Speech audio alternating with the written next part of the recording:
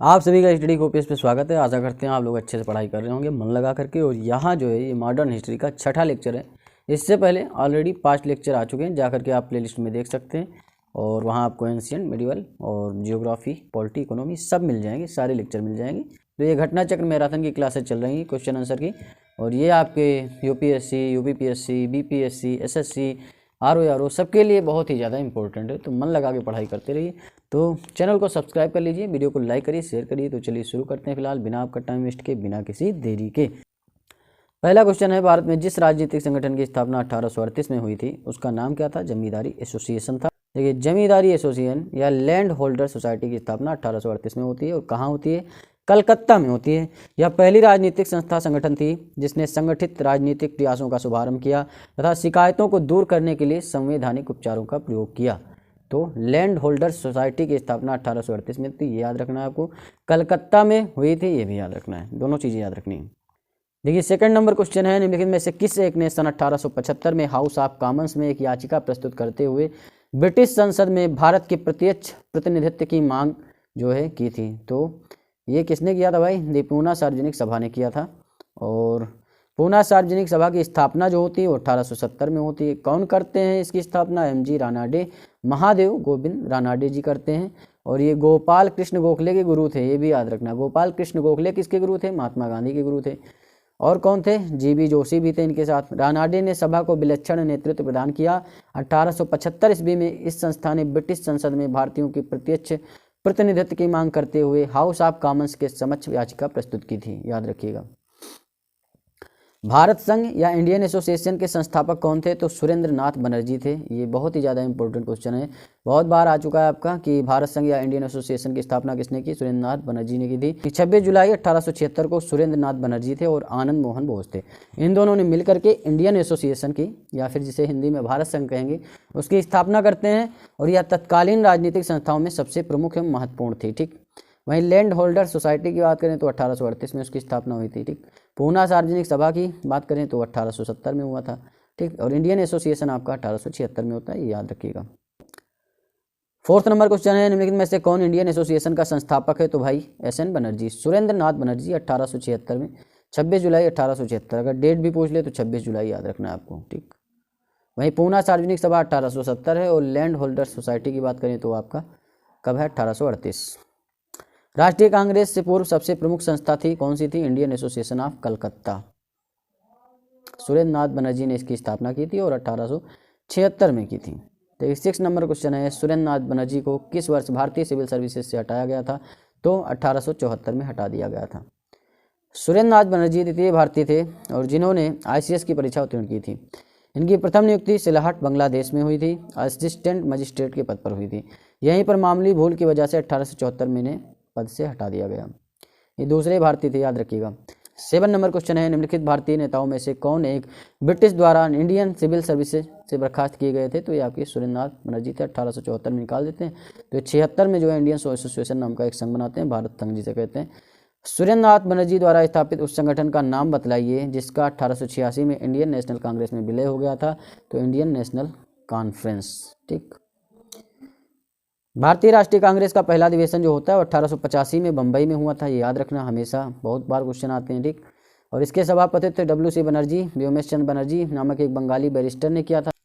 देखिए, वहीं बात करें 26 जुलाई 1876 को सुरेंद्र नाथ बनर्जी ने आनंद मोहन बोस के सहयोग से इंडियन एसोसिएशन या भारत संघ की स्थापना कलकत्ता में की थी। और 1883 में इंडियन एसोसिएशन ने भारतीय राष्ट्रीय सम्मेलन इंडियन नेशनल कॉन्फ्रेंस का आयोजन किया। और भारतीय राष्ट्रीय कांग्रेस की स्थापना के समय सुरेंद्र नाथ बनर्जी की अध्यक्षता में इंडियन एसोसिएशन का दूसरा अधिवेशन भारतीय राष्ट्रीय सम्मेलन कलकत्ता में हुआ। ऐसा मालूम पड़ता है कि दोनों आंदोलन समकालिक एवं स्वतंत्र थे तथा दोनों में किसी के भी संगठनकर्ताओं को दूसरे के बारे में उसके अधिवेशनों के पहले कोई जानकारी नहीं थी। अधिवेशनों के ठीक पहले आकर यह जानकारी हुई और दोनों संगठन एक ही ढंग पर सोचे गए तथा दोनों ने एक ही प्रकार के कार्यक्रम अपनाया। यह स्पष्टता अवांछनीय था कि दोनों ऐसे संघ हो जाते जो भारत के दो विभिन्न भागों में स्वतंत्र रूप से काम करें। अतः 1886 में बाद में जो है 1886 में इंडियन नेशनल कॉन्फ्रेंस का आयोजन नहीं किया गया और इंडियन एसोसिएशन कभी भी कांग्रेस में विलय नहीं हुआ, क्योंकि 1886 के बाद इंडियन नेशनल कॉन्फ्रेंस का आयोजन नहीं हुआ। ये विकल्प डी का सही उत्तर माना जा सकता है। 8 नंबर क्वेश्चन है, सुरेंद्र नाथ बनर्जी द्वारा स्थापित उस संगठन का नाम बताइए जिसका 1886 में इंडियन नेशनल कांग्रेस में विलय हो गया था। तो ये इंडियन नेशनल कॉन्फ्रेंस थी, ठीक।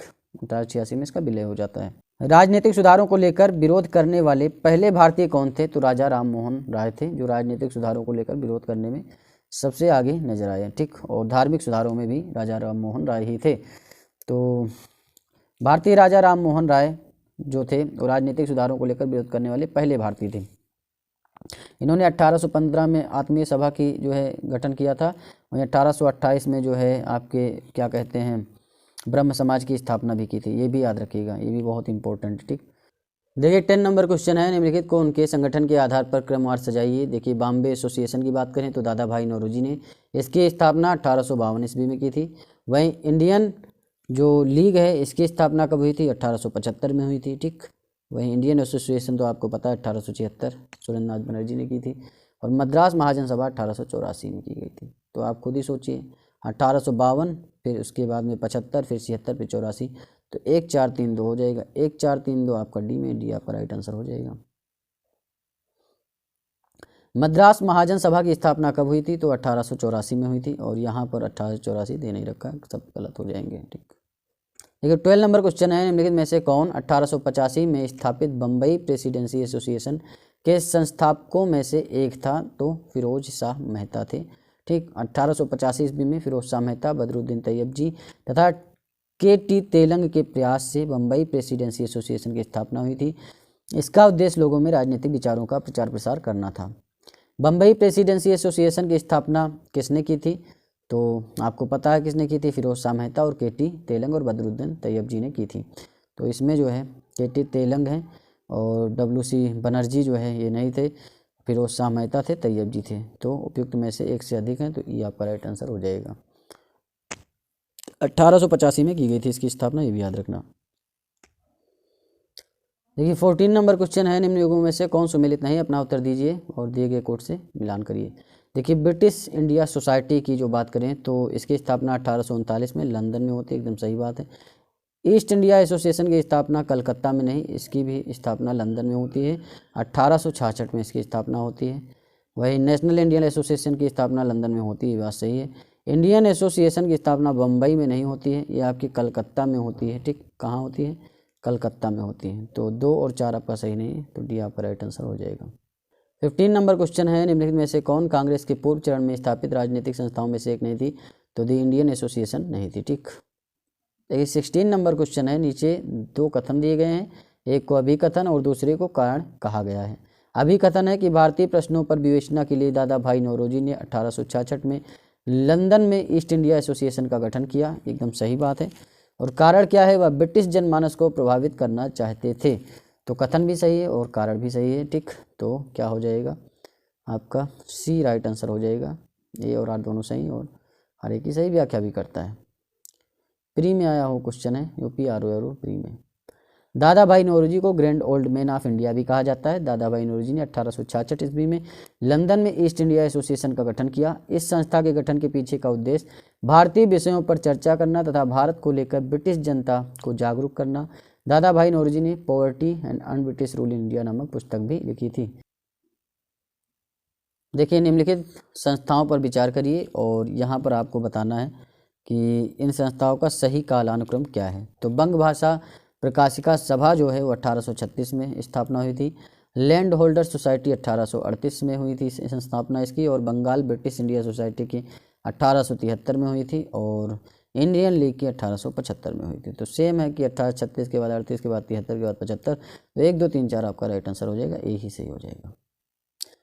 18 नंबर क्वेश्चन है, यहाँ आपको मिलान करना है और सोचिए एक है संगठन, सूची 2 है संस्थापक। तो लैंड होल्डर सोसाइटी की स्थापना 1838 में द्वारका नाथ टैगोर ने की थी, ठीक। वहीं ब्रिटिश इंडिया सोसाइटी की स्थापना की बात करें तो आपके विलियम एडम्स ने की थी, और इंडियन सोसाइटी की बात करें तो आनंद मोहन बोस ने, और इंडियन एसोसिएशन 1876 में एस.एन. बनर्जी ने।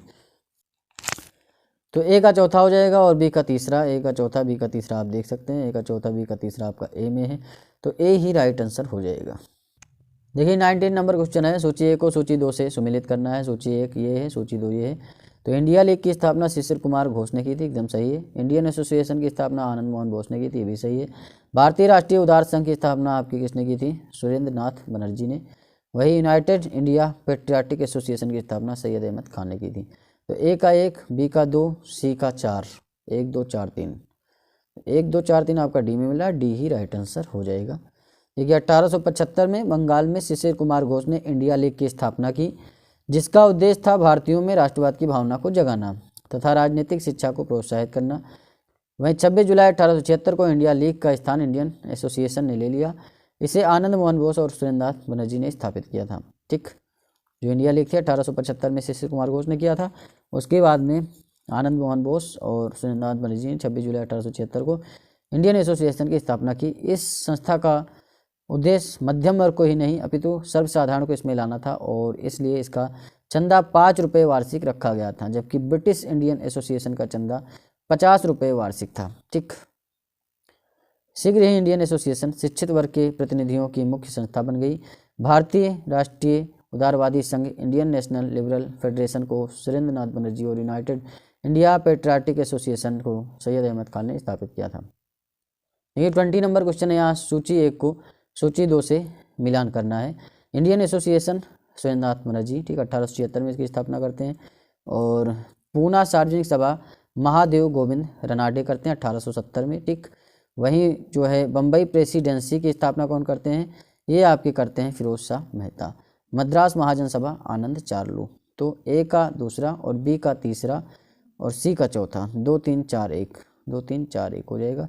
2 3 4 1 आपका एक में है तो ए ही राइट आंसर हो जाएगा। यूपी ROP में आया हुआ क्वेश्चन है।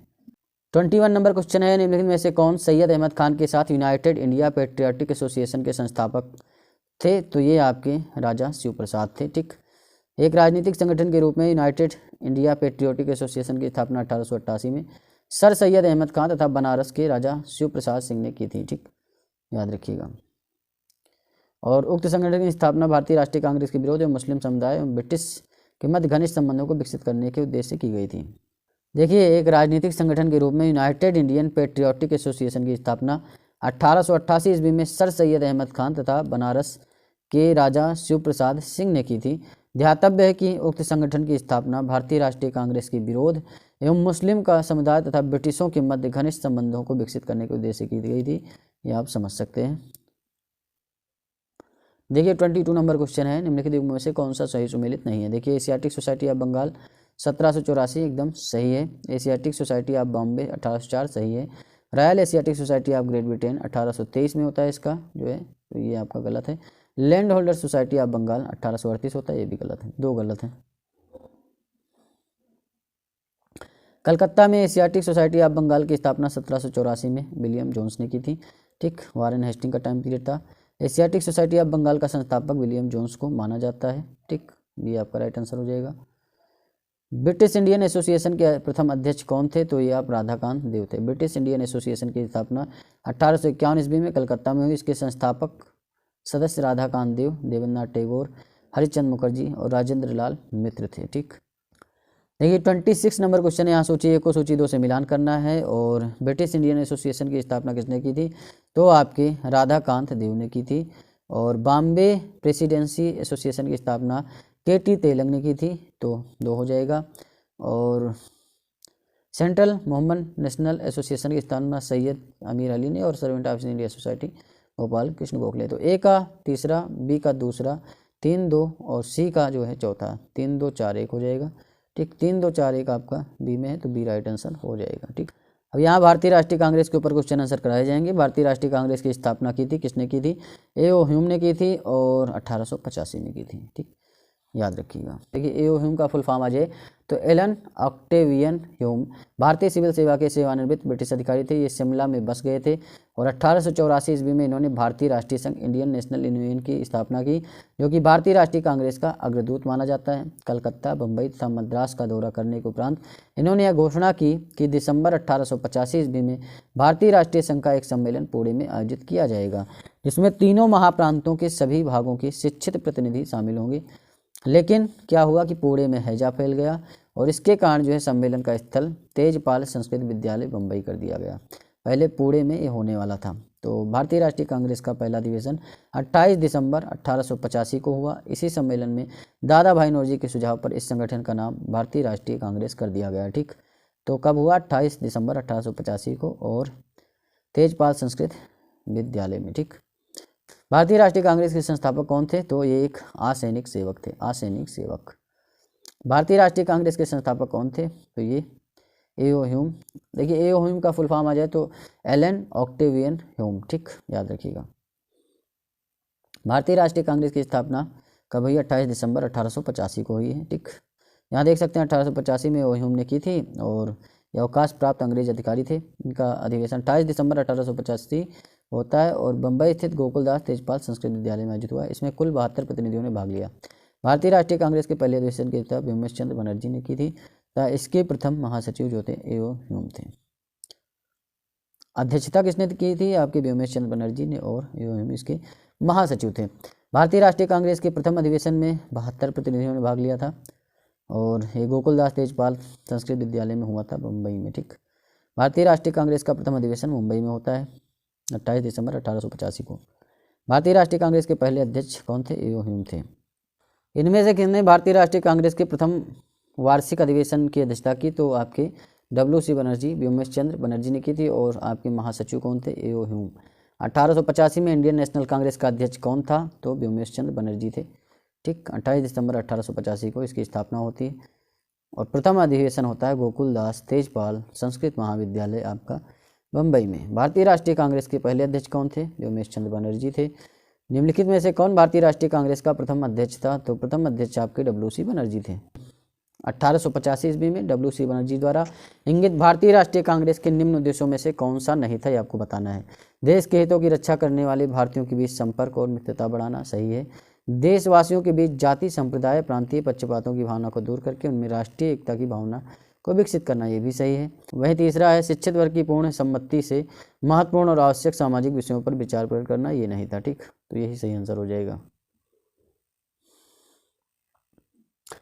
यहाँ आप देख सकते हैं 1885 में व्योमेश चंद्र बनर्जी द्वारा इंगित भारतीय राष्ट्रीय कांग्रेस के प्रथम अधिवेशन में निम्नलिखित उद्देश्य बताए गए। देश के हितों की रक्षा करने वाले भारतीयों के बीच संपर्क और मित्रता बढ़ाना है।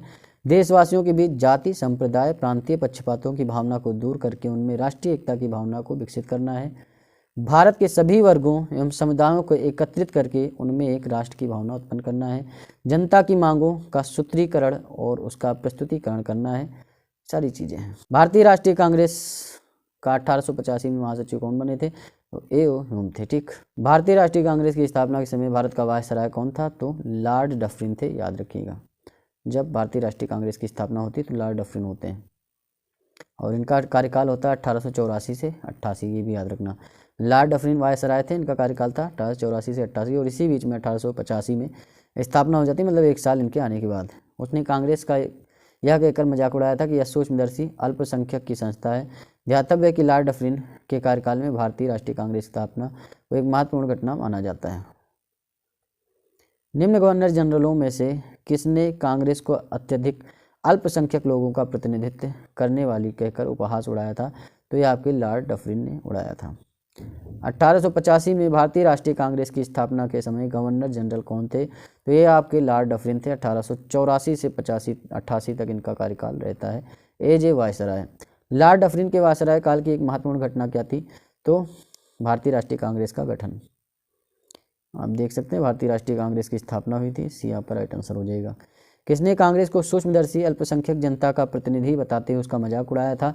तो लॉर्ड डफरिन ने ऐसा किया था। लेकिन वैसे कौन भारतीय राष्ट्रीय कांग्रेस की स्थापना के अधिवेशन में उपस्थित नहीं था? तो सुरेंद्र नाथ बनर्जी उपस्थित नहीं थे। दादा भाई नौरोजी थे, जी सुब्रमण्यम अय्यर, जस्टिस रानाडे थे। क्योंकि उस समय जो है सुरेंद्र नाथ बनर्जी जो है इनकी अलग ही संस्था थी आपकी इंडियन एसोसिएशन नाम से, तो उसमें बिजी थे। 1886 में इसका विलय भी हो जाता है। 1876 में बंगाल के युवा राष्ट्रवादियों ने सुरेंद्र नाथ बनर्जी और आनंद मोहन बोस के नेतृत्व में इंडियन एसोसिएशन का गठन किया। 1883 में इंडियन एसोसिएशन ने अखिल भारतीय कांग्रेस सम्मेलन इंडियन नेशनल कॉन्फ्रेंस का आयोजन किया। दूसरा सम्मेलन 1885 में कलकत्ता में हुआ, जिसकी अध्यक्षता सुरेंद्र नाथ बनर्जी ने की। यही कारण है कि अखिल भारतीय राष्ट्रीय सम्मेलन से जुड़े सुरेंद्र नाथ बनर्जी 1885 में भारतीय राष्ट्रीय कांग्रेस की स्थापना सत्र में शामिल नहीं हो सके। भारतीय राष्ट्रीय कांग्रेस के दूसरे अधिवेशन की अध्यक्षता किसने की थी? तो दादा भाई नौरोजी ने। पहले की व्योमेश चंद्र बनर्जी ने, और जो दूसरा हुआ 1886 में वो कलकत्ता में हुआ था, पहले वाला बम्बई में हुआ था गोकुलदास तेजपाल संस्कृत महाविद्यालय में। उसकी अध्यक्षता जो पहले वाले की थी व्योमेश चंद्र बनर्जी ने की थी। इसकी अध्यक्षता जो दूसरा हुआ है कलकत्ता में 1886 में दादा भाई नौरोजी करते हैं। भारतीय राष्ट्रीय कांग्रेस के द्वितीय सम्मेलन में कितने मुस्लिम प्रतिनिधियों ने भाग लिया था? तो कुल 33 मुस्लिम प्रतिनिधियों ने भाग लिया था। ठीक, कांग्रेस का द्वितीय सम्मेलन 27 से 30 दिसंबर आपकी 1886 को दादा भाई नौरोजी की अध्यक्षता में कलकत्ता में संपन्न हुआ। कांग्रेस के दूसरे अधिवेशन में कुल 436 पंजीकृत प्रतिनिधियों ने भाग लिया था। कांग्रेस के प्रथम सम्मेलन में जहां मुस्लिम प्रतिनिधियों की संख्या 2 थी, जो पहला वाला सम्मेलन हुआ था उसमें जो है 2 सदस्य थे मुस्लिमों के, वहीं दूसरे सम्मेलन में 33। 22 नंबर क्वेश्चन है, कांग्रेस के लिए समर्थन प्राप्त करने के लिए 1889 ईस्वी में एक समिति स्थापित की गई थी। इनमें से उस समिति का सभापति कौन था? तो बी डिग्बी थे। ठीक, कांग्रेस के लिए समर्थन प्राप्त करने के उद्देश्य से जुलाई 1889 में लंदन में विलियम डिब्बी की अध्यक्षता में ब्रिटिश कमेटी ऑफ इंडिया की स्थापना की गई, और यह इंडियन नेशनल कांग्रेस की एक समिति थी। इस समिति ने भारतीय मामलों में अंग्रेजों को अवगत कराने के उद्देश्य से इंडिया नामक साप्ताहिक पत्रिका भी निकाली थी। भारतीय राष्ट्रीय कांग्रेस के सर्वप्रथम मुस्लिम अध्यक्ष कौन थे? बदरुद्दीन तैयब जी थे, जो सबसे पहले मुस्लिम अध्यक्ष बने थे।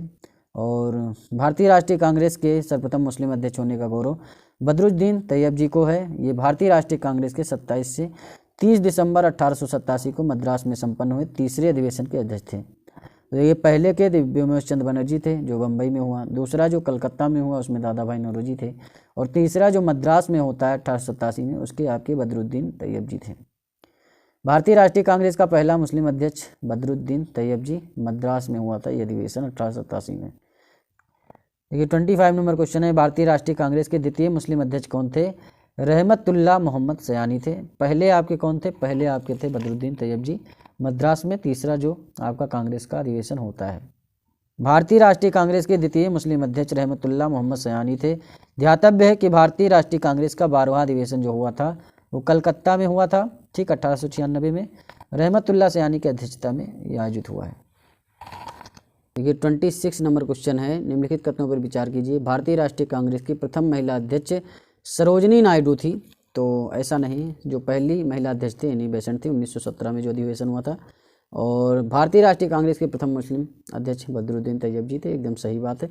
ठीक, तो ये मद्रास में हुआ था आपका 1887 में, तो मद्रास अधिवेशन में ये अध्यक्ष थे। तो केवल 2 सही हैं। ठीक, तो केवल आपका 2 सही हो जाएगा बस। यहाँ आप देख सकते हैं भारतीय राष्ट्रीय कांग्रेस का प्रथम निर्वाचित यूरोपीय अध्यक्ष कौन था? तो ये आपके जॉर्ज यूले थे। ठीक, भारतीय राष्ट्रीय कांग्रेस का प्रथम निर्वाचित यूरोपीय अध्यक्ष जॉर्ज यूले थे। इसने भारतीय राष्ट्रीय कांग्रेस के चतुर्थ अधिवेशन 1888 की अध्यक्षता की थी, याद रखिएगा। पहले की आपकी किसने की है? 1885 में व्योमेश चंद्र बनर्जी, दूसरे की दादा भाई नौरोजी, तीसरे की बदरुद्दीन तैयब जी और चौथे की जॉर्ज यूले ने की थी। निम्नलिखित में से कौन एक भारतीय राष्ट्रीय कांग्रेस से कभी संबद्ध नहीं है? तो ये आपके सर सैयद अहमद खान नहीं है। ठीक, फिरोज शाह मेहता है, हकीम अजमल खां है, खान अब्दुल गफ्फार भी हैं, सर सैयद अहमद खान नहीं है।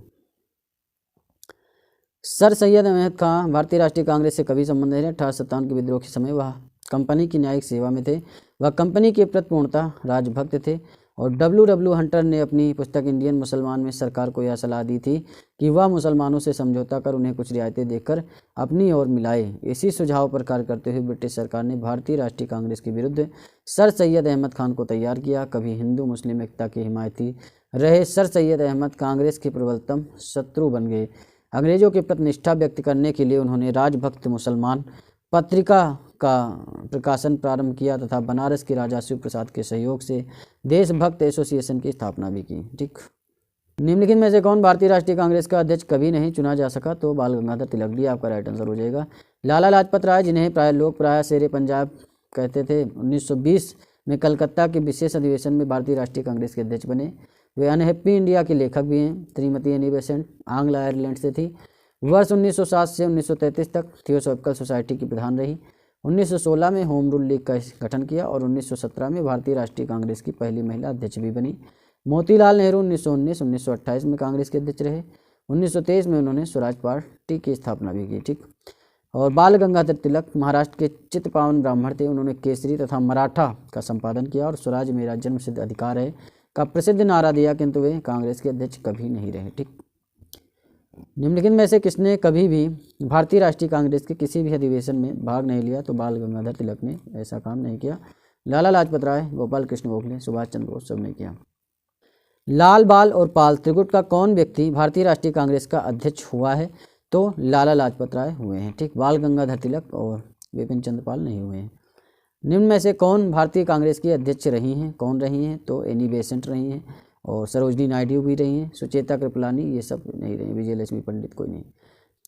33 नंबर क्वेश्चन है, निम्न में से किस अधिवेशन के लिए कांग्रेस ने पहली बार एक महिला को अध्यक्ष चुना? तो कलकत्ता अधिवेशन 1917 में जो है सबसे पहले एनी बेसेंट को अध्यक्ष बनाया जाता है, ये आपका राइट आंसर हो जाएगा। अखिल भारतीय कांग्रेस की प्रथम महिला अध्यक्ष कौन थी? तो एनी बेसेंट थी और 1917 के कलकत्ता अधिवेशन में इन्हें अध्यक्ष बनाया जाता है। निम्नलिखित में से कौन भारतीय राष्ट्रीय कांग्रेस की प्रथम महिला अध्यक्ष थी? तो ये आपकी थी श्रीमती एनी बेसेंट 1917 के कलकत्ता अधिवेशन में। वहीं श्रीमती सरोजनी नायडू कानपुर के अधिवेशन 1925 में अध्यक्ष बनती हैं। ठीक, भारतीय राष्ट्रीय कांग्रेस की प्रथम महिला अध्यक्ष कौन थी? तो ये आपकी एनी बेसेंट थी। 1917 में जो होता है अधिवेशन कलकत्ता का, उसी में। भारतीय राष्ट्रीय कांग्रेस की प्रथम महिला अध्यक्ष कौन थी? तो ये आपकी थी श्रीमती एनी बेसेंट। देखिए 38 नंबर क्वेश्चन है, कांग्रेस की प्रथम भारतीय महिला अध्यक्ष कौन थी? तो आपकी थी कौन? प्रथम भारतीय महिला की बात हो रही, सरोजनी नायडू थी। 1925 के जो है कानपुर अधिवेशन में अध्यक्ष बनती हैं, जबकि 1917 में एनी बेसेंट तो बनती हैं आपकी कलकत्ता अधिवेशन में अध्यक्ष, लेकिन वो भारतीय नहीं थी, आयरलैंड थी, आयरिश थी। तो ये आप समझ सकते हैं। देखिए सरोजनी नायडू 1819 से 1949 प्रख्यात कवयित्री और राष्ट्रवादी नेत्री थी। वर्ष 1925 में कानपुर में हुए भारतीय राष्ट्रीय कांग्रेस के 40वें वार्षिक अधिवेशन में वह कांग्रेस की प्रथम भारतीय महिला अध्यक्ष बनी और यह महात्मा गांधी की विश्वासपात्र और निष्ठावान सहयोगी थी। स्वतंत्रता संग्राम में भाग लेने पर इन्हें कई बार जेल भी जाना पड़ा। 1947 से 49 तक यह उत्तर प्रदेश की राज्यपाल भी रही हैं, मतलब 2 साल राज्यपाल भी रहीं। अगर देखिए आपको पता करना हो कि जो आप अधिवेशन देख रहे हैं कितने नंबर का अधिवेशन है, तो जैसे 1925 है तो 1925 से आप क्या कर देंगे 1885 को घटा देंगे, तो 25, 15, 40, ये 40वां अधिवेशन था। ठीक, इंडियन नेशनल कांग्रेस की प्रथम भारतीय महिला अध्यक्ष कौन थी? तो प्रथम भारतीय जहाँ भी आ जाए सरोजनी नायडू लगाना है आपको, 1925 में थी। देखिए 40 नंबर क्वेश्चन है, निम्नलिखित कथनों पर विचार कीजिए। भारतीय राष्ट्रीय कांग्रेस का प्रथम अधिवेशन कलकत्ता में नहीं हुआ था, ये मुंबई में हुआ था और गोकुलदास तेजपाल संस्कृत महाविद्यालय में हुआ था। और ये पहले जो है पुणे में होने वाला था, लेकिन पुणे महाराष्ट्र में, लेकिन क्या हुआ कि वहाँ हैजा फैल गया, इसीलिए नहीं हुआ। भारतीय राष्ट्रीय कांग्रेस का दूसरा अधिवेशन दादा भाई नौरोजी की अध्यक्षता में हुआ, एकदम सही बात है, दूसरा आपका सही है। वहीं तीसरा है कि भारतीय राष्ट्रीय कांग्रेस तथा मुस्लिम लीग दोनों में 1916 अधिवेशन किया तथा लखनऊ समझौता संपन्न हुआ, लखनऊ में हुआ था, एकदम सही बात है, ये भी सही। 2, 3 सही, सी आपका राइट आंसर हो जाएगा। अब यहाँ देख लीजिए, भारतीय राष्ट्रीय कांग्रेस का प्रथम अधिवेशन कलकत्ता में नहीं बल्कि मुंबई में हुआ। 72 सदस्य थे शुरू में। ठीक, और पहले पुणे में होना था लेकिन हैजा फैल गया था, तो 1886 में कलकत्ता में दादा भाई नौरोजी की अध्यक्षता में जो आपका दूसरा अधिवेशन होता है। और वहीं तीसरा वाला बदरुद्दीन तैयब जी की अध्यक्षता में होता है मद्रास में। ठीक, चौथा आपका जॉर्ज यूले की अध्यक्षता में होता है, और ये सारी चीज़ें पढ़ सकते हैं। भारतीय राष्ट्रीय कांग्रेस का 27वां अधिवेशन किस स्थान पर हुआ है? तो 27वां अधिवेशन आपका क्या हो जाएगा, बांकीपुर में हुआ। अब 27वां अधिवेशन की बात करें तो 1885 में आप 27 जोड़िए तो कितना हो जाएगा, 1912 हो जाएगा, तो 1912 ईस्वी में हुआ। ठीक, और 1912 में होता है, और कहाँ, भारतीय बांकीपुर बिहार में होता है। और इस अधिवेशन की अध्यक्षता R.N. मुधोलकर ने की थी। इस अधिवेशन में ए.ओ. ह्यूम को कांग्रेस का पिता कहा गया था। ठीक, कांग्रेस का पिता किसे कहा जाता है, ए.ओ. ह्यूम को कहा जाता है, और बांकीपुर बिहार अधिवेशन 1912 में कहा गया था। 42 नंबर क्वेश्चन है, निम्नलिखित में से भारतीय राष्ट्रीय कांग्रेस के किस अधिवेशन में बाल गंगाधर तिलक ने अभिव्यक्त किया था कि स्वराज मेरा जन्मसिद्ध अधिकार है और मैं उसे लेकर रहूंगा? तो ये लखनऊ अधिवेशन था 1916, उसमें जो है बाल गंगाधर तिलक ने कहा था कि स्वराज मेरा जन्मसिद्ध अधिकार है और मैं इसे लेकर रहूंगा। भारतीय राष्ट्रीय कांग्रेस के लखनऊ अधिवेशन में ठीक बाल गंगाधर तिलक ने ये चीज़ें कही थी। इस अधिवेशन में उग्रवादियों की पुनः कांग्रेस में वापसी हुई तथा तिलक एवं एनी बेसेंट के प्रयासों से कांग्रेस तथा मुस्लिम लीग के बीच समझौता हुआ था, और यह समझौता लखनऊ समझौता कहा जाता है, या कांग्रेस लीग समझौता भी कहा जाता है। तो कभी पूछ ले कांग्रेस लीग समझौता कब हुआ, तो 1916 में वो भी हुआ है। लखनऊ समझौता भी 1916, एक ही चीज़ है। स्वराज मेरा जन्मसिद्ध अधिकार है और मैं इसे लेकर रहूंगा, किसने कहा था? बाल गंगाधर तिलक ने कहा था। स्वराज मेरा जन्मसिद्ध अधिकार है और मैं इसे लेकर रहूंगा, ठीक, ये बाल गंगाधर तिलक ने कहा था और 1916 के अधिवेशन में कहा था। इसका भी आपका बाल गंगाधर तिलक ही हो जाएगा, ये भी आपका बीजी तिलक ही हो जाएगा। 47 नंबर क्वेश्चन है, भारतीय राष्ट्रीय कांग्रेस के बारे में निम्नलिखित कथनों पर विचार करिए। सरोजनी नायडू कांग्रेस की अध्यक्ष होने वाली प्रथम महिला थी, ठीक, ये जो है एकदम गलत बात है। ये प्रथम महिला नहीं थी, प्रथम एनी बेसेंट थी, 1917 में बनी थी और वो जो है आपके किस अधिवेशन में? 1917 में कलकत्ता अधिवेशन में बनी थी। CR दास ने जब कांग्रेस अध्यक्ष के रूप में कार्य किया वो जेल में थे, एकदम सही है। एलन एक्टोन प्रथम ब्रिटिश नागरिक थे जो कांग्रेस के अध्यक्ष नहीं, ये गलत बात है, ठीक। और अल्फ्रेड वेब 1894 में कांग्रेस के अध्यक्ष बने, एकदम सही है, ठीक। तो 2 और 4 आपका सही है, भी आपका राइट आंसर हो जाएगा। अब यहाँ आप सारी चीज़ें देख भी सकते हैं, ठीक। एओ ह्यूम जो थे भारतीय राष्ट्रीय कांग्रेस के संस्थापक थे, वे इसके अध्यक्ष कभी नहीं बने, केवल महासचिव ही बने रहे। CR दास जो है 1922 में गया अधिवेशन की अध्यक्षता की थी और जबकि वर्ष 1921 के अहमदाबाद अधिवेशन में CR दास को अध्यक्ष नामित किया गया था, परंतु उस दौरान उनके जेल में होने के कारण इस अधिवेशन की अध्यक्षता हकीम अजमल खान ने की थी, ठीक। और दास ने जेल से कांग्रेस अध्यक्ष के रूप में कार्य किया था। अल्फ्रेड वेब मद्रास अधिवेशन 1894 में भारतीय राष्ट्रीय कांग्रेस के अध्यक्ष रहे हैं। देखिए, किसने कहा था? कांग्रेस आंदोलन ना तो लोगों द्वारा प्रेरित था, ना ही यह उनके द्वारा सोचा या योजनाबद्ध किया गया था। लाला लाजपत राय ने, डी आपका राइट आंसर हो जाएगा। और किसने कहा था? कांग्रेस पतन के लिए लड़खड़ा रही है और मेरी सबसे बड़ी अभिलाषा है जब तक मैं भारत में हूँ कांग्रेस की शांतिपूर्ण समाप्ति में सहयोग कर सकूँ, ये लॉर्ड कर्जन का कहना था, ठीक। किसने कहा था? लॉर्ड कर्जन का। अंग्रेज शासक समझते थे कि नरमपंथियों के नेतृत्व में कांग्रेस काफ़ी कमज़ोर है, जनता में इसकी पैठ नहीं है, अतः इसे खत्म किया जा सकता है। इस नीति के सबसे बड़े प्रवक्ता थे लॉर्ड कर्जन। वर्ष 1900 में कर्जन ने कहा था कांग्रेस अब लड़खड़ा रही है और जल्द ही गिरने वाली है। मेरा सबसे बड़ा मकसद भी यही है कि मेरे भारत प्रवास के दौरान ही इस पार्टी का अंत हो जाए। वर्ष 1903 में उन्होंने मद्रास गवर्नर को लिखा, जब मैं भारत आया हूँ मेरी नीति यही रही, किसी भी तरह कांग्रेस को नपुंसक बना दूँ। वर्ष 1904 में कर्जन ने कांग्रेस अध्यक्ष के नेतृत्व में एक कांग्रेसी प्रतिनिधिमंडल से मिलने से इनकार कर दिया था। अध्यक्षीय संबोधन के समय जिस कांग्रेस अध्यक्ष ने हिंदी भाषा के लिए रोमन लिपि लागू करने की वकालत की थी वो कौन थे? वो थे आपके सुभाष चंद्र बोस। देखिए, अपने अध्यक्षीय संबोधन के समय सुभाष चंद्र बोस ने हिंदी भाषा के लिए रोमन लिपि लागू करने की वकालत की। सुभाष चंद्र बोस ने कांग्रेस के हरिपुरा अधिवेशन 1938 में अध्यक्षता भी की थी।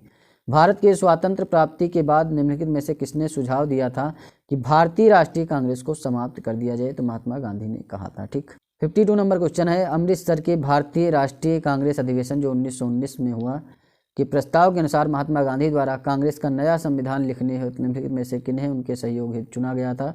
तो ठीक, बीजी तिलक को नहीं चुना गया था, NC केलकर को चुना गया था और CR दास को भी नहीं और IB सेन को भी चुना गया था, ठीक। 2 और 4 ये राइट आंसर हो जाएगा। देखिए, कांग्रेस के संविधान लिखने हेतु महात्मा गांधी बीजी तिलक एवं CR दास का सहयोग चाहते थे, किंतु कार्याधिक्य के कारण इस हेतु नेतृत्व उपलब्ध नहीं हो सके। इन शीर्ष नेताओं के स्थानापन्न के रूप में इन्हीं नेताओं के कनिष्ठ सहयोगी NC केलकर एवं IB सेन को कांग्रेस संविधान के लेखन में महात्मा गांधी के सहयोग हेतु चुना गया था, ठीक। वो क्या चाहते थे कि बीजी तिलक और CR दास का सहयोग चाहते थे फिलहाल, लेकिन जो है समझ सकते हैं। देखिए, 53 नंबर क्वेश्चन है, कांग्रेस के एक अधिवेशन में एक गवर्नर जनरल ने भाग लिया था, उक्त गवर्नर जनरल तथा अधिवेशन स्थल इनमें से कौन सा था? ठीक, तो लॉर्ड इरविन जो है 1931 कराची अधिवेशन गलत है, लॉर्ड विलिंगटन बम्बई 1915 आपका सही है, ठीक, और सारे गलत हो जाएंगे, ठीक। लॉर्ड विलिंगटन ने कांग्रेस के बम्बई अधिवेशन में भाग लिया और इस दौरान वह बम्बई का गवर्नर था। यह अधिवेशन बम्बई में वर्ष 1915 में आयोजित हुआ। ध्यातव्य है कि तब विलिंगटन गवर्नर जनरल नहीं था, ठीक। तो भारत के गवर्नर जनरल एवं वायसराय के रूप में उसका कार्यकाल 1931 से 36 था। तो लॉर्ड विलिंगटन जो था वो बाद में गवर्नर जनरल बनता है, लेकिन उससे पहले वो भाग लेता है बम्बई अधिवेशन में। भारतीय राष्ट्रीय कांग्रेस के निम्नलिखित अधिवेशनों में से किसकी अध्यक्षता श्री विजय राघव चेरियार ने की थी? तो नागपुर अधिवेशन 1920 में हुआ था, उसकी अध्यक्षता सी विजय राघव चेरियार ने की थी। भारतीय राष्ट्रीय कांग्रेस के नागपुर अधिवेशन की अध्यक्षता यही करते हैं। लखनऊ अधिवेशन 1916 की जो अध्यक्षता होती है, जिसमें जो है शांति समझौता होता है, लखनऊ समझौता भी कहते हैं, तो उसकी अध्यक्षता अंबिका चरण मजूमदार करते हैं। जबकि जो गया अधिवेशन होता है 1922 वाला, उसमें अध्यक्षता चित्तरंजन दास। 55 नंबर क्वेश्चन है, निम्नलिखित में से किस अधिवेशन में कांग्रेस ने पहली बार भारतीय रियासतों के प्रति अपनी नीति घोषित की थी? तो नागपुर अधिवेशन में घोषित की थी। वर्ष 1920 में भारतीय राष्ट्रीय कांग्रेस ने अपने नागपुर अधिवेशन में रियासतों के प्रति अपनी नीति की घोषणा करते हुए उनके शासकों से यह मांग की कि प्रजा को पूर्ण उत्तरदायी सरकार दी जाए। ठीक। 56 नंबर क्वेश्चन है कि कांग्रेस के नागपुर सत्र 1920 के पश्चात प्रांतीय कांग्रेस समितियों का गठन भाषाई आधार पर किया गया था। सही बात है। वर्ष 1948 में कांग्रेस ने भाषाई आधार पर प्रांतों के गठन की मांग को अस्वीकार कर दिया था। ये भी बात सही है। ठीक, डी आपका सही हो जाएगा। अब यहाँ देख सकते हैं वर्ष 1920 के कांग्रेस के नागपुर सत्र में भाषाई आधार पर प्रांतीय कांग्रेस समितियों के गठन को मंजूरी प्रदान की गई, लेकिन स्वतंत्रता के उपरांत वर्ष 1948 में भाषा के आधार पर प्रांतों के पुनर्गठन के कांग्रेस ने ठुकरा दिया था। 1922 में गया के इंडियन नेशनल कांग्रेस के अधिवेशन की अध्यक्षता आपके चित्तरंजन दास ने की थी। ठीक, 1920 वाला अधिवेशन नागपुर में हुआ था। 1922 में जेल से छूटने के बाद चित्तरंजन दास को गया में कांग्रेस सम्मेलन के निर्वाचित अध्यक्ष घोषित कर दिया गया। असहयोग आंदोलन की समाप्ति के बाद देशबंधु ने सभा प्रवेश कार्यक्रम के जरिए, इन्हें देशबंधु कहा जाता है, जिससे सभाओं के भीतर से असहयोग भारतीय राजनीति का नया आयाम देने का प्रयास किया। परंतु सी राजगोपालाचारी, वल्लभ भाई पटेल, डॉक्टर राजेंद्र प्रसाद, एन.जी. रंगा अयंगर आदि नेताओं ने परिषद में प्रवेश करने की नीति का विरोध किया।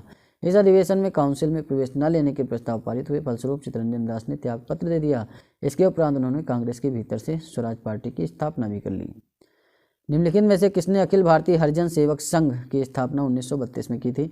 तो M.K. गांधी जो थे, उन्होंने, मोहनदास करमचंद गांधी ने अखिल भारतीय हरिजन संघ की स्थापना 1932 में की थी। ठीक, आपका बी राइट आंसर हो जाएगा। 59 नंबर क्वेश्चन है, नीचे दिए गए व्यक्तियों की सूची दी गई है जो भारतीय राष्ट्रीय कांग्रेस के अध्यक्ष हुए, तथ्य अनुसार उन्हें क्रमबद्ध कीजिए नीचे दिए गए कोड का उपयोग करके। देखिए, महात्मा गांधी जो हुए थे वो बेलगांव कर्नाटक में सबसे पहले अध्यक्ष बनाए गए थे 1924 में, एक ही बार उन्होंने अध्यक्षता की है।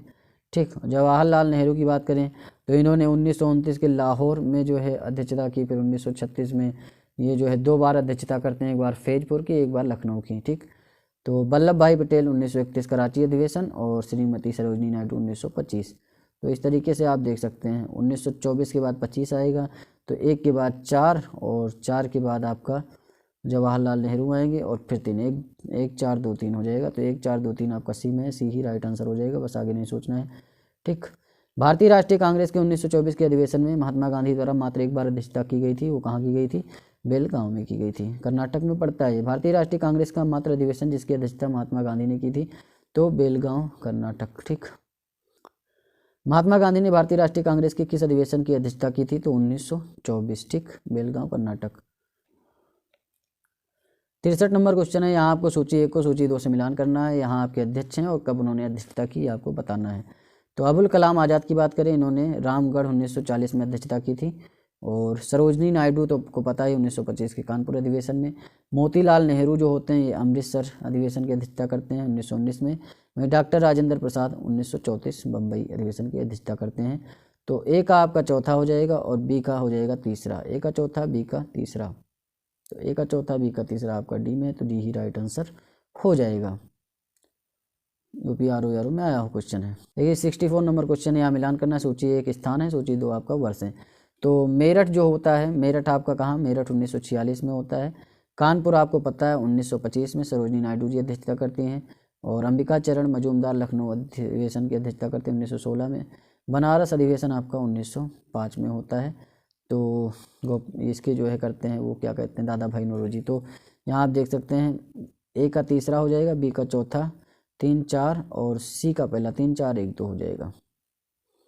3 4 1 2 आपका राइट आंसर हो जाएगा। ये आपका सी में है, सी ही राइट आंसर हो जाएगा। निम्नलिखित में से किस भारतीय राष्ट्रीय कांग्रेस के अधिवेशन में जवाहरलाल नेहरू ने समाजवाद को भारत की समस्याओं को हल करने की कुंजी बताया है? तो लखनऊ के अधिवेशन में ऐसा उन्होंने कहा था। 1936 के कांग्रेस के लखनऊ अधिवेशन की अध्यक्षता जो है जवाहरलाल नेहरू ने की थी। इससे पहले 1929 की भी अध्यक्षता यही करते हैं। और ये अप्रैल में लखनऊ वाला होता है, फिर दिसंबर में फैजपुर का अधिवेशन भी होता है, उसमें भी ये अध्यक्षता करते हैं। वर्ष 1938 के भारतीय राष्ट्रीय कांग्रेस के हरिपुरा अधिवेशन की अध्यक्षता किसने की? तो सुभाष चंद्र बोस ने की थी। ठीक, देखिए जो कांग्रेस का 91वां अधिवेशन है 19 से 21 फरवरी 1938 के दौरान गुजरात के हरिपुरा में संपन्न हुआ। तो हरिपुरा आपका कहाँ है? गुजरात। ठीक। और इस अधिवेशन की अध्यक्षता सुभाष चंद्र बोस ने की थी। इस अधिवेशन में राष्ट्रीय नियोजन समिति का गठन किया गया और पंडित जवाहरलाल नेहरू उसके अध्यक्ष बनाए गए। राजेंद्र प्रसाद का वर्ष जो था 1934 में कांग्रेस अध्यक्ष चुने गए थे। आगे चलकर 1940 से 46 तक अबुल कलाम आज़ाद कांग्रेस अध्यक्ष रहे, जबकि जे.बी. कृपलानी का वर्ष 1946 में मेरठ कांग्रेस अधिवेशन के अध्यक्ष निर्वाचित किए गए थे। 67 नंबर क्वेश्चन है, वर्ष 1938 के लिए भारतीय राष्ट्रीय कांग्रेस का अध्यक्ष किसे चुना गया था? तो सुभाष चंद्र बोस को चुना गया था। इनमें से कौन सबसे कम आयु में भारतीय राष्ट्रीय कांग्रेस के अध्यक्ष बनने वाले व्यक्ति थे?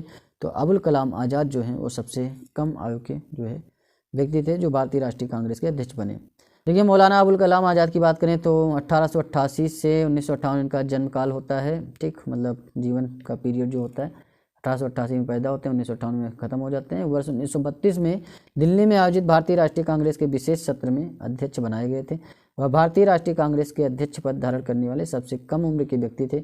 अबुल कलाम आज़ाद वर्ष 1940 से 46 तक लगातार 6 वर्षों तक भारतीय राष्ट्रीय कांग्रेस के अध्यक्ष थे।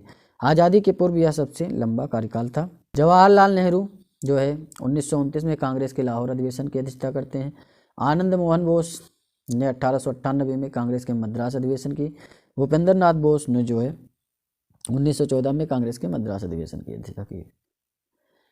69 नंबर क्वेश्चन है, सूची 1 को सूची 2 से मिलान करना है। कांग्रेस अध्यक्ष अधिवेशन स्थान है। तो डॉक्टर M.A. अंसारी की बात करें, M.A. अंसारी, तो M.A. अंसारी जो है वो मद्रास की अध्यक्षता करते हैं। वहीं पुरुषोत्तम दास टंडन नासिक की अध्यक्षता करते हैं और सरोजनी नायडू कानपुर और सुभाष चंद्र बोस हरिपुरा। ये 1925 में होता है और ये 1938 में होता है। ठीक, याद रखिएगा। क्या हो जाएगा? ए का हो जाएगा तीसरा और बी का हो जाएगा चौथा। तो 3 4 पहले देख लो। 3 4 सिर्फ आपका 3 ही सी में मिल रहा है, एक ही से आपको पता चल जाता है। ठीक, निम्नलिखित में से कौन लगातार 6 वर्ष तक भारतीय राष्ट्रीय कांग्रेस का अध्यक्ष था? तो अबुल कलाम आज़ाद। ठीक, 1940 से 46 तक लगातार थे। जब भारत स्वतंत्र हुआ उस समय कांग्रेस के अध्यक्ष कौन थे? तो उस समय जे.बी. कृपलानी थे। जब भारत स्वतंत्र होता है तब, जब भारत स्वतंत्र हुआ उस समय कांग्रेस के अध्यक्ष जे.पी. कृपलानी थे। भारत के विभाजन के समय भारतीय राष्ट्रीय कांग्रेस के अध्यक्ष कौन थे? तो जे.बी. कृपलानी थे। ठीक, जन गण मन पहली बार कब गाया गया है? तो कुछ नहीं, 1911। आपको याद है तो आप आराम से लगा सकते हैं। रविन्द्रनाथ टैगोर द्वारा मूल रूप से बंगला भाषा में रचित संगीतबद्ध जन गण मन के हिंदी संस्करण को संविधान सभा ने भारत के राष्ट्रगान के रूप में 24 जनवरी 1950 को अपनाया है। सर्वप्रथम दिसंबर 1911 में भारतीय राष्ट्रीय कांग्रेस के कलकत्ता अधिवेशन में गाया गया था। ठीक, भारतीय राष्ट्रीय कांग्रेस का अंतिम अधिवेशन जिसमें बाल गंगाधर तिलक ने भाग लिया था, तो कौन सा था भाई? ठीक, वो था अमृतसर अधिवेशन जिसमें बाल गंगाधर तिलक ने भाग लिया था। यहाँ देख सकते हैं बाल गंगाधर तिलक ने अंतिम रूप से भारतीय राष्ट्रीय कांग्रेस के अमृतसर अधिवेशन 1919 में भाग लिया था। इन्होंने मॉन्टेग्यू चेम्सफोर्ड सुधारों के तहत होने वाले विधायिका के चुनाव के बहिष्कार करने को महात्मा गांधी की नीति का विरोध किया था और तिलक ने उत्तरदायी सहयोग रिस्पॉन्सिव कोऑपरेशन की नीति को अपनाने की सलाह दी थी। अगस्त 1920 को तिलक का देहांत हो जाता है। अब यहाँ नरम दल और गरम दल के ऊपर क्वेश्चन आंसर किए जाएंगे। देखिए, पहला क्वेश्चन है, महात्मा गांधी के पदार्पण से पूर्व भारत में राष्ट्रीय आंदोलन की दिशा को निम्नलिखित में से किन अंतर्राष्ट्रीय घटनाओं ने प्रभावित किया था? तो 1898 के इटली अबिसिनिया युद्ध ने, चीन के बॉक्सर आंदोलन ने, आयरलैंड के क्रांतिकारी आंदोलन ने, रूस जापान के युद्ध में जापान की विजय ने। तो सबने जो है प्रभावित किया था। 1 2 3 4 सब सही हो जाएंगे आपके। ठीक, तो डी आपका राइट आंसर हो जाएगा। देखिए, भारत में राष्ट्रीय आंदोलन की दिशा को महात्मा गांधी के पदार्पण के पूर्व ही इटली अबिसिनिया युद्ध, जिसमें इटली की औपनिवेशिक शक्ति पराजित हुई थी, और 1899-1901 के दौरान चीन में साम्राज्यवादियों के विरुद्ध चलाए गए बॉक्सर आंदोलन, तो बॉक्सर आंदोलन कहाँ हुआ? चीन में हुआ है, तथा रूस पर जापान की विजय जो होती है वो भी इन सब ने प्रभावित किया। किंतु इनमें वर्ष 1905 में जापान की रूस पर विजय का सर्वाधिक प्रभाव पड़ा। जापान ने वर्ष 1905 में जारशाही रूस को हराकर स्वयं को सैनिक दृष्टि से एक शक्तिशाली यूरोपीय देश के श्रेष्ठ सिद्ध कर दिया और इससे इस मिथ्या भ्रम का निवारण हो गया कि गौरी जाति के लोग अजेय हैं। ठीक, ये भी आप समझ सकते हैं। ये कांग्रेस के नरम दल के नेताओं की आंदोलन की पद्धति क्या थी? कि वो थी राजा वामबद्ध आंदोलन। ठीक, तो कॉन्स्टिट्यूशनल एजिटेशन कह सकते हैं इसे। कांग्रेस के नरम दल के नेताओं की आंदोलन जो थी वो आपकी कॉन्स्टिट्यूशनल एजिटेशन राजा वामबद्ध आंदोलन थी, अर्थात प्रशासन में भारतीयों की भागीदारी की मांग तथा जनता में राजनीतिक जागरूकता उत्पन्न करना। तीसरा क्वेश्चन है, निम्नलिखित में से किस आंदोलन के कारण भारतीय राष्ट्रीय कांग्रेस का विभाजन हुआ, जिसके परिणाम स्वरूप नरम दल और गरम दल का उद्भव हुआ? तो ये स्वदेशी आंदोलन के फलस्वरूप होता है। ठीक, स्वदेशी आंदोलन तथा विदेशी वस्तुओं के बहिष्कार के बंगाल से बाहर प्रसार को लेकर कांग्रेस के उग्रपंथी तथा नरमपंथी धड़ों के मध्य मतभेद व्याप्त था। गरमपंथी आंदोलन स्वदेशी और बहिष्कार आंदोलन को बंगाल तक ही सीमित न रखकर उसे देश के अन्य हिस्सों तक पहुंचाना चाहते थे। वे केवल विदेशी माल के बहिष्कार से ही संतुष्ट नहीं थे, बल्कि वे चाहते थे कि अंग्रेजी हुकूमत को किसी भी तरह का सहयोग न दिया जाए। अधिकतर नरमपंथी नेता क्या थे? तो वो थे शहरी क्षेत्रों से, जो भी नरमपंथी थे, और जो गरमपंथी थे वो ग्रामीण क्षेत्र से थे। समझ सकते हैं आप लोग। उदारवादी राजनीति या राजनीतिक भिक्षावृत्ति के युग में अधिकांश नरमपंथी नेता जो थे, दादा भाई नौरोजी, फिरोज शाह मेहता, दिनसा वाचा, व्योमकेश बनर्जी, सुरेंद्रनाथ बनर्जी आदि शहरी क्षेत्रों से संबंध थे। इस काल में कांग्रेस पर समृद्धशाली मध्यम वर्गीय बुद्धिजीवियों का, जिनमें वकील, डॉक्टर, इंजीनियर, पत्रकार, साहित्यिक व्यक्ति शामिल थे, का अधिकार था। उपाधियों और बड़े बड़े पद इन लोगों के लिए आकर्षण रखते थे और कांग्रेस में आने वाले प्रतिनिधि बड़े बड़े नगरों से आते थे और जनसाधारण से इनका कोई संपर्क नहीं था। निम्नलिखित में से किसने 1904 से लगातार भारत को स्वशासन देने पर बल दिया था? तो दादा भाई नौरोजी ने। दादा भाई नौरोजी ने भारत के लिए स्वशासन या स्वराज की मांग वर्ष 1904 में इंटरनेशनल सोशलिस्ट कांग्रेस में पहली बार रखी थी। वर्ष 1905 में कांग्रेस के बनारस अधिवेशन के अपने संदेश में भी स्वशासन, सेल्फ गवर्नमेंट की बात कही और वर्ष 1906 के कांग्रेस अधिवेशन में अपने अध्यक्षीय भाषण में जो है स्वराज की मांग भी रखी थी। जिनमें से कौन उग्रपंथी नहीं था? तो उग्रपंथी नहीं था तो आपके गोपाल कृष्ण गोखले नहीं थे, जबकि बाल गंगाधर तिलक, मदन लाल, उधम सिंह ये सब उग्रपंथी थे। गोपाल कृष्ण गोखले उदारवादी खेमे से संबंध थे। वह समभाव और मृद न्यायप्रियता में विश्वास रखते थे। उन्हें पूर्ण विश्वास था कि देश का पुनरुद्धार उत्तेजना के बाउंड्रों से नहीं हो सकता। वे साधन और साध्य दोनों की पवित्रता में विश्वास रखते थे। इनमें से कौन उग्र राष्ट्रवाद के उल्लेखनीय नेताओं में से नहीं था? तो ये गोपाल कृष्ण गोखले नहीं थे, जबकि लाल, पाल और बाल जो हैं ये आपके लोकमान्य बाल गंगाधर तिलक हैं, विपिन चंद्र पाल, ये तो उग्रवादी नेता थे ही। निम्नलिखित में से कौन उग्रवादी राष्ट्रवादी नेता नहीं था? तो गोपाल कृष्ण गोखले नहीं थे और लाल, बाल, पाल तो आपके सबसे ज़्यादा उग्रवादी नेता थे। किसने भारतीय राष्ट्रीय कांग्रेस पर प्रार्थना याचना तथा विरोध की राजनीति करने का आरोप लगाया है? तो बाल गंगाधर तिलक ने लगाया है। 1906 के बाद भारतीय राजनीति में कांग्रेस के उदार उग्रवादी दल के उदय के साथ साथ देश में क्रांतिकारी उग्रवादी दलों का आविर्भाव हुआ। उग्रवादी विचारधारा के 4 प्रमुख नेता थे: बाल गंगाधर तिलक, लाला लाजपत राय, बिपिन चंद्र पाल, अरविंद घोष। इन नेताओं ने स्वराज प्राप्ति को ही अपना लक्ष्य बनाया। उन्हें उदारवादी नेताओं की तरह संवैधानिक दायरे के अंदर अपनी मांगें मनवाने में विश्वास नहीं था। तिलक ने कहा था कि हमारा उद्देश्य आत्मनिर्भरता है, भिक्षावृत्ति नहीं, मतलब भीख मांगना नहीं है। उन्होंने कांग्रेस पर प्रार्थना याचना तथा विरोध की राजनीति का आरोप लगाया है। किसने भारतीय राष्ट्रीय कांग्रेस के विरुद्ध अनुनय, विनय और विरोध की राजनीति का दोष लगाया? तो ये बाल गंगाधर तिलक ने लगाया था। 11 नंबर क्वेश्चन है, कांग्रेस की प्रार्थना और याचना की नीति अंततोगत्वा समाप्त हो गई बाल गंगाधर तिलक के नेतृत्व में। भारतीय राष्ट्रीय कांग्रेस को किसने भीख मांगने वाली संस्था कहा था? तो बाल गंगाधर तिलक ने कहा था। उग्र विचारधारा वाले नेताओं ने कांग्रेस के बारे में नकारात्मक टिप्पणियां की। उनमें से एक बाल गंगाधर तिलक थे। उन्होंने भारतीय राष्ट्रीय कांग्रेस को याचना संस्था, बेगिंग इंस्टीट्यूट की संज्ञा दी है। भारतीय राष्ट्रीय आंदोलन गरमपंथियों के प्रभावाधीन आया, तो ये 1906 में आया है। और वर्ष 1906 के बाद भारतीय राजनीति में कांग्रेस के भीतर गरम दल का प्रभाव बढ़ा। गरम दल का नेतृत्व प्रमुख कांग्रेसी नेताओं बाल गंगाधर तिलक, लाला लाजपत राय, बिपिन चंद्र पाल और अरविंद घोष ने मिलकर किया। इन नेताओं ने स्वराज को अपना लक्ष्य बनाया। तिलक ने नारा दिया, स्वराज मेरा जन्मसिद्ध अधिकार है और मैं इसे लेकर रहूँगा। और ये नारा जो दिया था आपका, ये 1916 के लखनऊ अधिवेशन में दिया था। ठीक, निम्नलिखित में से कौन सा नेता कांग्रेस के गरम दल से संबंधित था? तो ये अरविंद घोष संबंधित थे। ये दादा भाई नौरोजी और एस.एन. बनर्जी या फिर जे.के. गोखले सब आपके नरमपंथी नेता थे। 15 नंबर क्वेश्चन है, निम्नलिखित में से कौन एक उग्रवादी था? तो कौन था? विपिन चंद्र पाल थे। ठीक, राष्ट्रीय आंदोलन इनमें से किसको नरमदलीय के तौर पर नहीं जाना जाता है? तो बाल गंगाधर तिलक नहीं थे और सब थे। शेरे पंजाब लाला लाजपत राय को कहा जाता है, इसमें कुछ कहना नहीं। ठीक, पंजाब केसरी भी कहा जाता है। निम्नलिखित में से कौन भारतीय राष्ट्रीय कांग्रेस में उदारवादियों से जुड़ा नहीं था? तो लाला लाजपत राय नहीं जुड़े थे। डी आपका राइट आंसर हो जाएगा। निम्न में से किस एक को लाला लाजपत राय ने अपना राजनीतिक गुरु माना था? तो मेजनी को माना था। डी आपका राइट आंसर हो जाएगा। लाला लाजपत राय ने इटली के क्रांतिकारी मेजनी के जीवन वृत्त को पढ़ने के बाद उन्हें अपना राजनीतिक गुरु मान लिया था और बाद में उन्होंने मेजनी की उत्कृष्ट रचना द ड्यूटीज ऑफ मैन का उर्दू में अनुवाद भी किया था। 20 नंबर क्वेश्चन है, उन्होंने मेजनी, गैरिबाल्डी, शिवाजी, श्री कृष्ण की जीवनी लिखी। वे अमेरिका में कुछ समय के लिए रहे तथा वे केंद्रीय सभा के सदस्य भी निर्वाचित हुए। तो वो लाला लाजपत राय थे। उन्होंने मेजनी को अपना गुरु भी मान लिया था। पंजाब केसरी भी कहा जाता है और जो है पंजाब केसरी के नाम से प्रसिद्ध थे। ठीक, ये आप समझ सकते हैं, पूरा पढ़ सकते हैं। और इनकी जो पुस्तकें हैं, अनहैप्पी इंडिया लाला लाजपत राय ने लिखी है, the story of my deportation भी उनकी बुक है। ठीक, इनमें से कौन मध्यम मार्गीय नहीं था? तो मध्यम मार्गीय आपके नहीं थे बाल गंगाधर तिलक। मध्यम मार्गीय नहीं थे मतलब जो है जो शांति की वार्ता से संबंधित नहीं थे या फिर नरम दल के नहीं थे, वो बाल गंगाधर तिलक नहीं थे। निम्नलिखित में से कौन एक स्वदेशी के समर्थक थे? तो स्वदेशी के समर्थक आपके अरविंद घोष थे। देखिए, बंगाल के विभाजन के विरोध में, बंगाल विभाजन 1905 में होता है, उसमें स्वदेशी आंदोलन के अरविंद घोष जो है प्रमुख नेता थे। इस आंदोलन के अन्य प्रमुख नेता लाला लाजपत राय, बाल गंगाधर तिलक, विपिन चंद्र पाल थे। निम्नलिखित में से किसे भारतीय शांति के जनक के रूप में जाना जाता है? तो लोकमान्य तिलक को जाना जाता है।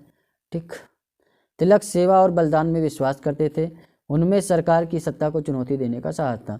यह उन्हीं के प्रयत्नों का परिणाम था कि कांग्रेस सरकार की प्रशंसा करने वाली संस्था से बदलकर सरकार की आलोचक संस्था बन गई और एंग्लो इंडियन नौकरशाही उन्हें विद्रोही समझती थी। सर वैलेंटाइन सिरोल ने उन्हें भारत में अशांति का जन्मदाता कहा था। तिलक सिरोल पर मानहानि का मुकदमा चलाने के उद्देश्य से इंग्लैंड गए थे। यद्यपि मुकदमा हार गए, किंतु इसका उचित प्रभाव हुआ। बाल गंगाधर तिलक को किसने अशांति का जनक कहा था? तो वैलेंटाइन सिरोल ने कहा था। किसने कहा था तिलक भारतीय शांति के जनक हैं? ये वी सिरोल ने कहा था, वैलेंटाइन सिरोल ने। निम्नलिखित में से किसे भारतीय शांति का जनक कहा जाता है? तो बीजी तिलक को कहा जाता है। 27 नंबर क्वेश्चन है, बीजी तिलक को सजा के पश्चात निम्नलिखित में से किसने दया की वकालत की थी और कहा था संस्कृत के एक विद्वान के रूप में तिलक में मेरी दिलचस्पी है? मैक्स मूलर ने कहा था।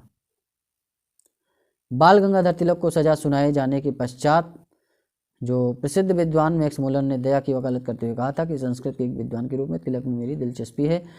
28 नंबर क्वेश्चन है, बाल गंगाधर तिलक लोकमान्य तिलक के नाम से जाने लगे। वे एक लोकप्रिय शिक्षक बने थे, ये भी बात सही। उन्होंने एक लोकप्रिय अखबार शुरू किया।